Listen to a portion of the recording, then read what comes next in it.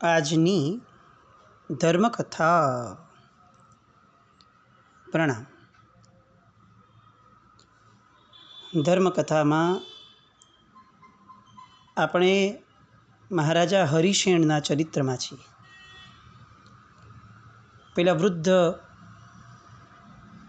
ઋષિ જેવા દેખાતા એ પુરુષ દ્વારા કનકરથ રાજકુમારને જે વાર્તા કહેવાય છે, કથા કહેવાય છે, એ કથા જેમની છે એ હરિશેણ રાજા. આપણે ગયા વખત સુધી જોયું કે આશ્રમમાં આવ્યા, પોતાનું રાજકાજ બધું જ છોડીને, અને પ્રીતિમતી રાણી ગર્ભવતી હતા આશ્રમમાં આવ્યા પૂર્વે જ. પણ એ વાત એમણે પ્રતીત ન થવા દીધી, જણાવ્યું નહીં, વ્યક્ત ન કર્યું, એ ભયના કારણે કે જો રાજાને ખબર પડશે તો યા તો રાજા અટકી જશે અને અથવા એ મને નહીં લઈ જાય તો મારે એમનો વિયોગ સહન કરવો પડશે. એવા શુભ આશયથી, પ્રીતિના આશયથી રાણીએ આ વાત રાજાથી છુપાવી. વાત તો છતી થઈ. ત્યાં રહેલા તમામ સંન્યાસીઓને બહુ જ મોટો વાંધો પડ્યો અને બધા એકસાથે નક્કી કરીને પોતાના આગ્રહને પૂર્ણ કરવા માટે આશ્રમ છોડી આમને કીધા વગર ચાલ્યા ગયા. આ સંન્યાસી શબ્દ જે છે ને, એની વ્યુત્પત્તિ શું, એ ક્યાંથી ઉત્પન્ન થયો? સત અને ન્યાસ, આ બે શબ્દમાંથી સંન્યાસ નામનો શબ્દ નીકળે છે. સત એટલે આત્મા, ન્યાસ એટલે પ્રતિષ્ઠિત થવું, સ્થિર થવું, રહેવું. જે વ્યક્તિઓ હવે આત્મામાં રહેવા નક્કી કરે છે, જે વ્યક્તિઓનું જીવન હવે આત્માના આધારે જીવવાનું નક્કી થાય છે, જે વ્યક્તિઓ આત્મા માટે જીવવાનું નક્કી કરે છે, એ વ્યક્તિઓને સંન્યાસી કહેવાય છે.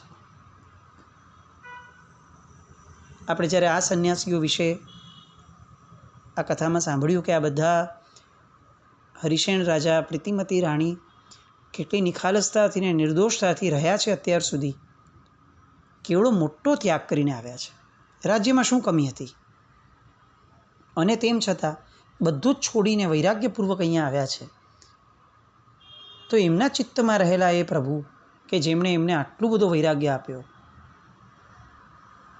એ ચિત્તમાં રહેલા પ્રભુ દ્વારા નીકળેલી વાત, એ નિર્દોષતાના પ્રમાણ સાથે રહેલી વાત ઉપર વિશ્વાસ રાખવાનું મન ન થાય, એ હદ સુધી જેમના મનમાં આગ્રહો રહે છે,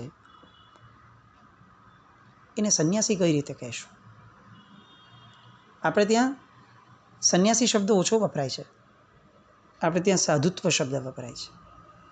અને આ સાધુત્વ એ શબ્દ પણ હમણાંનો આપણો મૂળભૂત પરંપરાનો શબ્દ એ નિર્ગ્રંથ છે. જેની એક પણ ગાંઠ ન હોય એ નિર્ગ્રંથ, જેને એક પણ આગ્રહ ન હોય એ નિર્ગ્રંથ. આગ્રહ વિનાનું જીવન એ સાધુ જીવન છે. પણ આ હરિશેણને ભાગ્યની અંદરમાં આવું જીવન જીવનારાઓ સંન્યાસીઓ ન મળ્યા. બધા જ છોડીને વયા ગયા અને હવે સ્થિતિ એવી છે કે બંને જણા એકલા, પ્રીતિમતી રાણી અને એ પાછા ગર્ભવતી. એમના પાસે જેને સહારો કહી શકાય એવું એક જ તત્વ એ આખા વગડામાં રહ્યું, અને એ તત્વ એટલે ઋષભદેવ પરમાત્મા. એ જે બિંબ, જે જિનાલય એમણે પોતે બનાવ્યું હતું, એ બિંબ અને આ બંને દિવસો પસાર કરતા હતા સ્વસ્થ થઈને, કોઈ વિષાદ નહીં, હવે અમારું શું થશે, અમે જેની માટે આવ્યા હતા એ લોકો જ વયા ગયા, આવો કોઈ વિકલ્પ નહીં. ખરા અર્થની અંદરમાં સંન્યાસીપણું એ આ રાજામાં આવ્યું હતું. જેની પાસે સતનો અનુભવ છે ને, એને કોઈ દિવસ જગતની તમા ન હોય ને જગતનો ભય ન હોય. ઘોર વગડાની અંદરમાં બંને જણ એકલા છે, ગર્ભવતી સ્ત્રી છે ભેગી.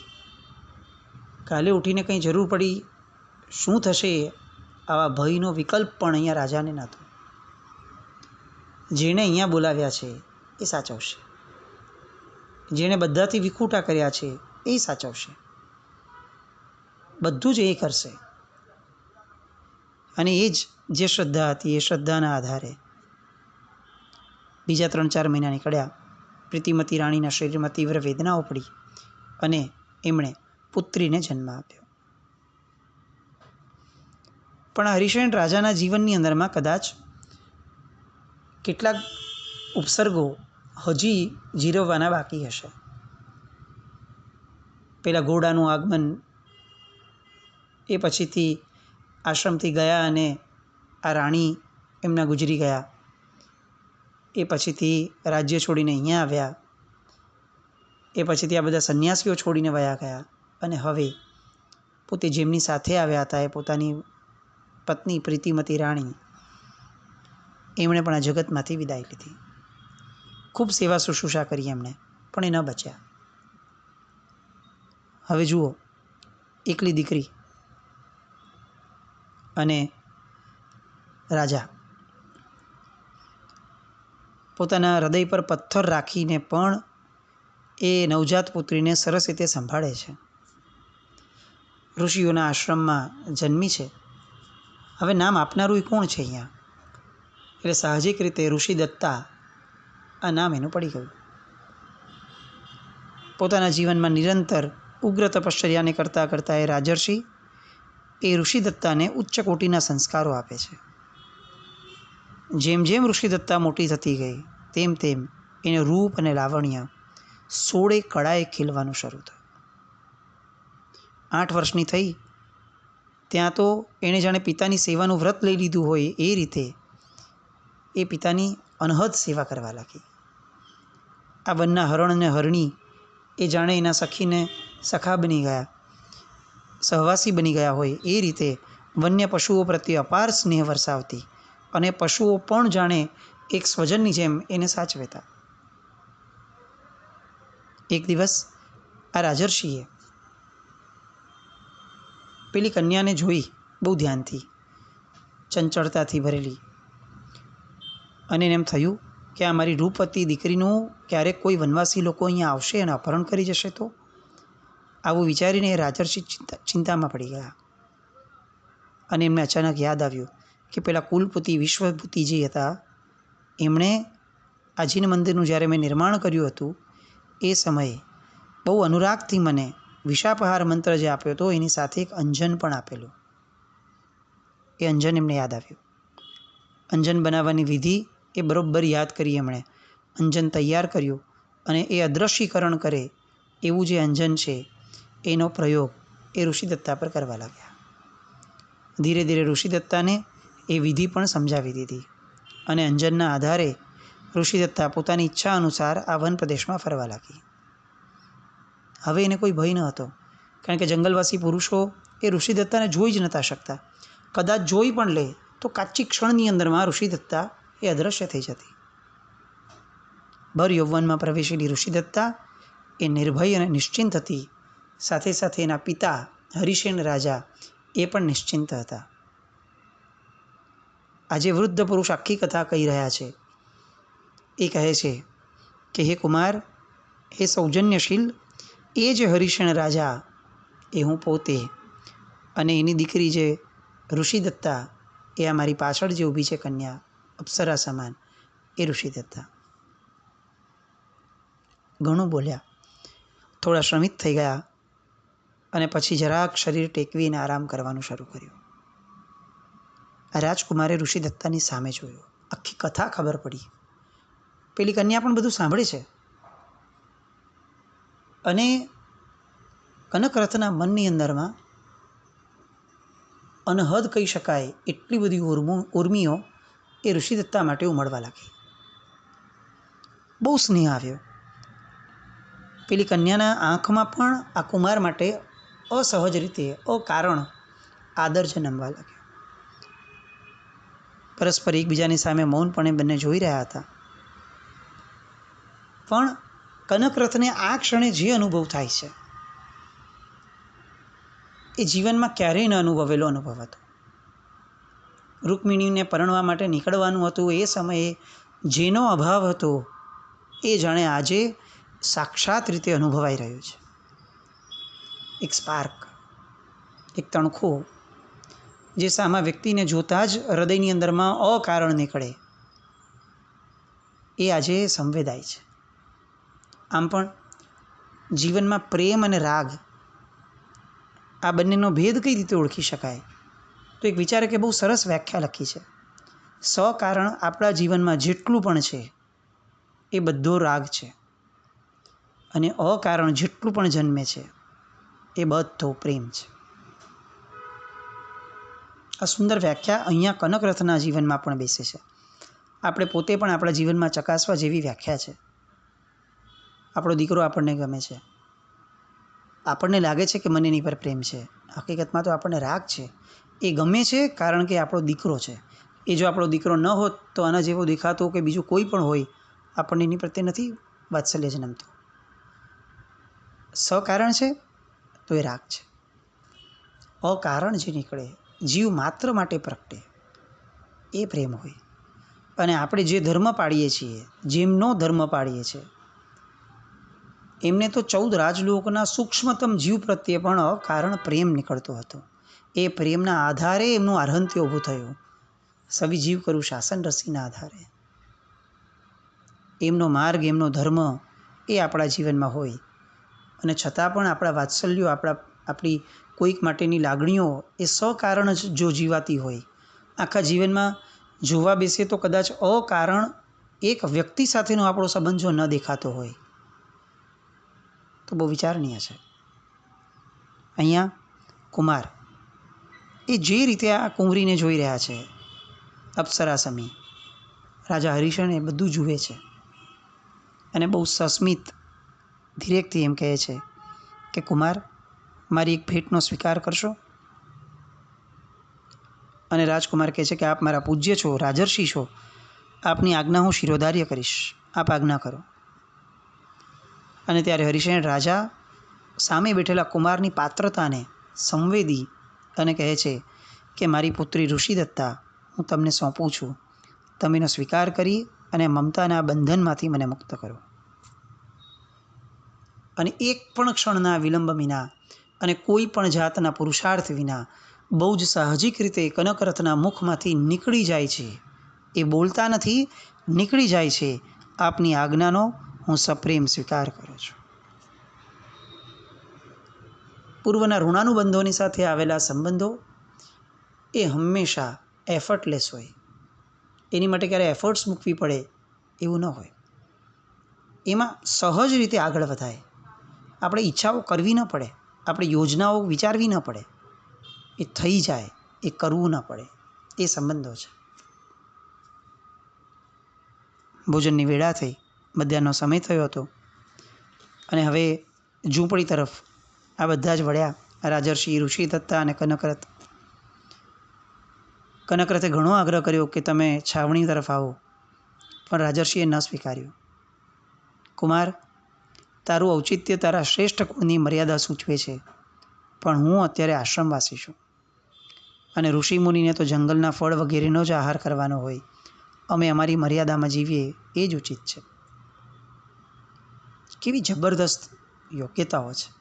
સામે રાજકુમાર બેઠો છે, હવે તો જમાઈ થવાનો છે, પણ પોતાનું ઔચિત્ય, પોતાની મર્યાદાઓ એના પ્રત્યે કેટલા સભાન હતા. આ બાજુ ઋષિદત્તાના મુખ ઉપર અપાર પ્રસન્નતા હતી. શરમથી એ રાજકુમારને જોઈ પણ નથી શકતી. એના કોમળ શરીરે જાણે રોમરાજી વિકસ્વર થઈ ગઈ હોય, અને તેમ છતાં એ મૌન હતી. એ ન બોલીને પણ રાજકુમારને ઘણું બોલતી હતી, કારણ કે એના મૌનની ભાષા સમજી શકે એવો વ્યક્તિ એને મળ્યો હતો.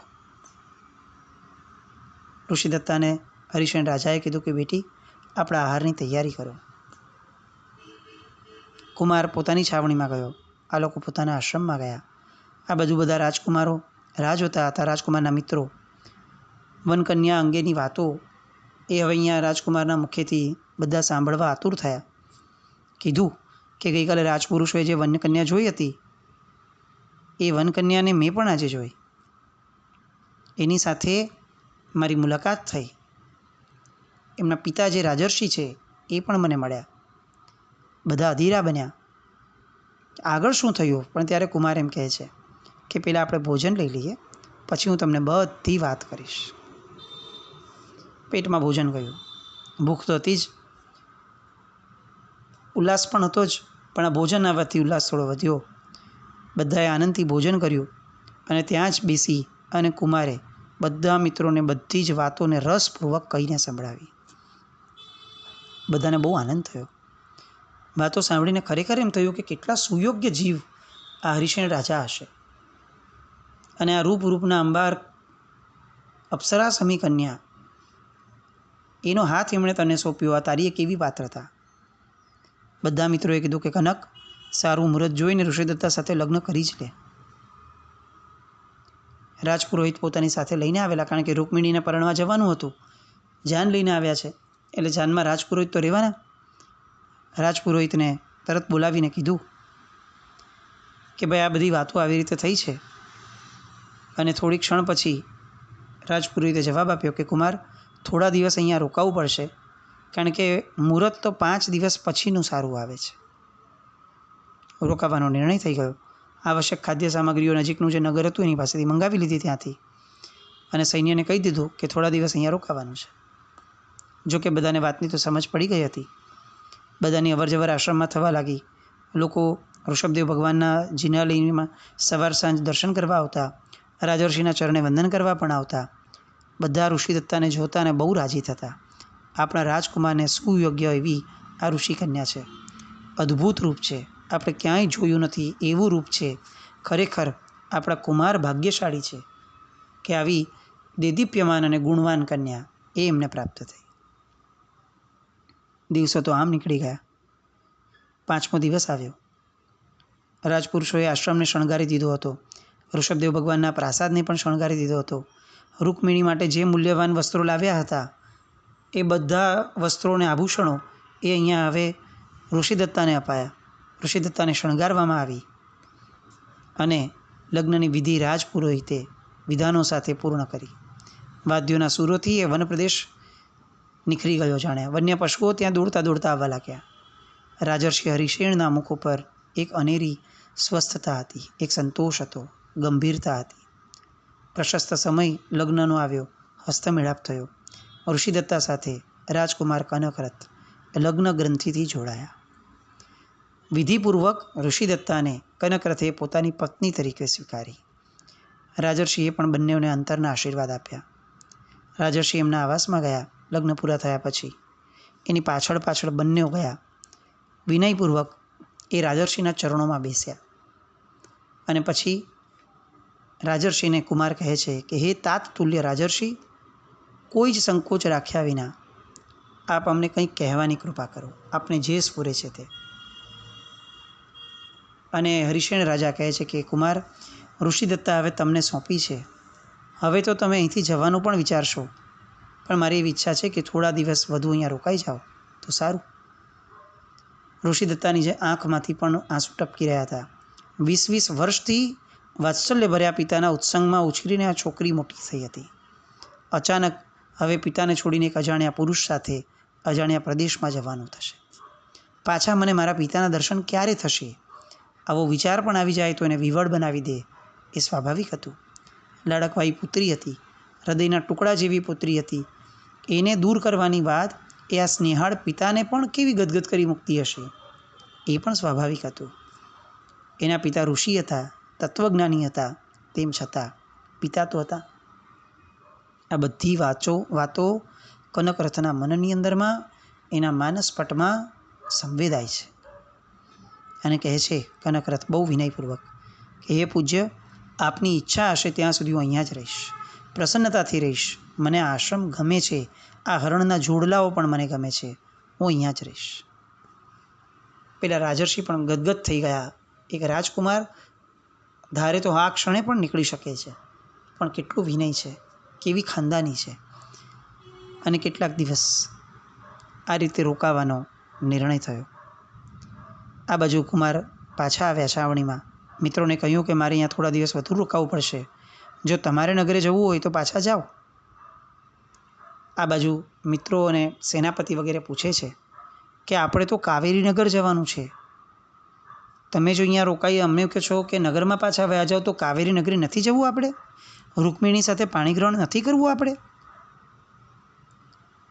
અને ત્યારે આ કનકરથ રાજકુમાર જવાબ આપે છે કે સાચું કહું, આ વાત તો મેં વિચારમાં પણ મને નથી આવી. ઋષિદત્તાને મેં જે ક્ષણથી જોઈ છે એ સમયથી માંડીને આજ સુધી રૂકમિણી એ મને વિચારમાં પણ નથી આવી. વિચાર કરે છે અને પછી પોતે જ રાજકુમાર છે, નિર્ણયાત્મક જવાબ આપે છે કે ના, હવે આપણે કાવેરી નથી જવું, મારે રૂકમિણી સાથે પાણી ગ્રહણ નથી કરવું, આપણે અહીંથી જ પાછા ફરશું. કેવો સંસાર છે! આપણે આમ વિચારીએ, શેની માટે નીકળ્યા હતા કુમાર? પિતાની આજ્ઞા લઈને નીકળ્યા હતા, પોતાની હામી ભરીને નીકળ્યા હતા. પણ કેવી કરવટો લે છે સમય! આ જગતની અંદરમાં સૌથી વધુ શક્તિશાળી કોઈ તત્વ છે તો એ છે સમય. એ જીવને ક્યારે શું આપશે અને જીવની કઈ સ્થિતિ કેવી રીતે કરશે એની કલ્પના પણ જીવને નથી હોતી. શું થાય છે હવે? પેલી રૂકમિણી, એમના પિતાજી, આ બાજુ કનકરથના પિતાજી, આ બધાને આ નિર્ણય જટશે? શું થશે? વિકલ્પો નહીં જાગે? કોઈ નવી વિમાસણો નહીં ઊભી થાય? શું થાય છે એ સાંભળવા ફરીથી આવતીકાલે મળશું. જીને આજ્ઞાવૃત કંઈ પણ બોલાયું હોય તો મિચ્છામિ દુક્કડમ. જૈનમ જયતિ શાસન.